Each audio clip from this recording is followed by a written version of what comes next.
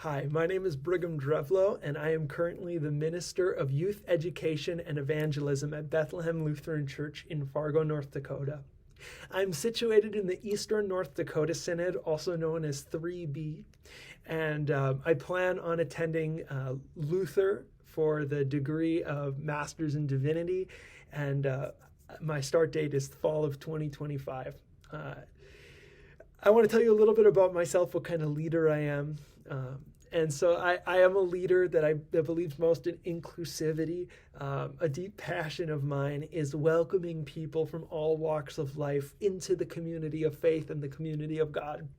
I think it's really important that we reach out to diverse people because that's what God's creation looks like.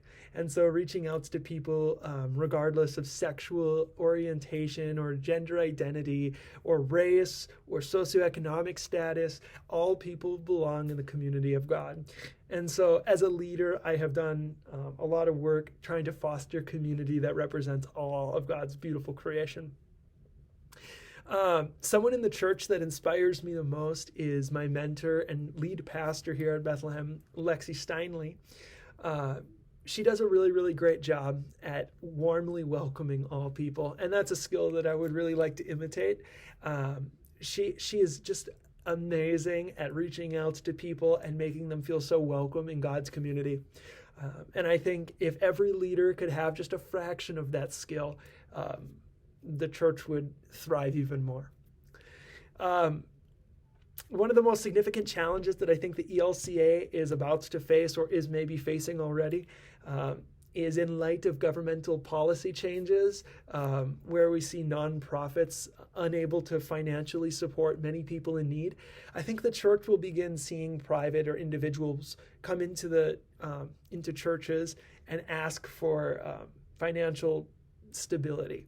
That might be through food banks and food resources. It might be through gas or utility expenses, financial assistance, rental assistance. I think we'll see a lot of people reaching out to local places of faith and asking for help in those ways. And I think likewise, that is also the largest opportunity to the ELCA at the time. I think that it's a really, really awesome responsibility. We hear in the gospel in Matthew chapter 25, whatever you do for the least of these, you do unto me. And I think at this time we get to show exactly what that means to people that are in the most need. That's who Jesus was with. He was with the oppressed, and he found justice for them. He always fought for the oppressed people. And so I think churches and communities of faith have the exact same calling. And I see that as an opportunity that the church gets to do for the least of these, the people with the least voice and experiencing the most oppression. Contributing to this issue, I think as a leader, it's really important to continue a warm welcome and reach and strive for inclusivity in a time when divisiveness can be the most powerful. We cannot let it. It is so important that representation across the church shows people of all walks of life, and I find it incredibly important to make them feel very, very welcome. Because if they're not, they don't engage in our communities, and then we lose all sorts of diversity, and we lose the opportunity to even learn what we're missing. So I find it really important to welcome all people. Something I'd like to share with the selection committee is just a little bit about my financial status. In attending Luther, I'll also be working part-time. However, due to lost income, life will be very stressful, and likely at the most stressful time in my life while I'm doing full-time schooling again as well. Financial means have always been very important to me and into keeping my stability.